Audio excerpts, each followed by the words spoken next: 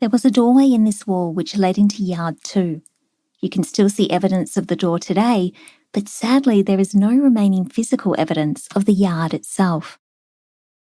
Built in 1832 to alleviate the overcrowded conditions in the factory, Yard 2 became known as the washing yard. The wash tubs were a place of back-breaking labour, where the women washed clothing and bedding for the female factory and other government institutions, such as the orphan schools and convict transportation ships. They also provided washing services to the public and local businesses, which brought an income to the factory. In Yard 2, women scrubbed at wash tubs in sheds running down the long walls and laid the laundry out to dry across posts and rails in the centre of the yard. The days were long, up to 10 hours at the wash tubs during summer months.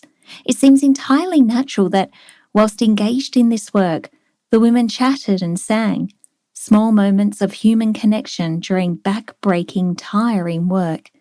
However, newspaper reports deemed this behaviour too merry for convicts, and the chatter angered Superintendent Hutchinson, who said the women talked away all sense of punishment.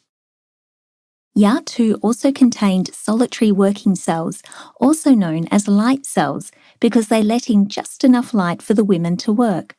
The punishment was considered a less severe form of solitary confinement than that experienced in the dark cells. In these cells, women were put to work sewing or picking oakum. For its first 15 years, Cascades Female Factory consisted of just these 2 yards.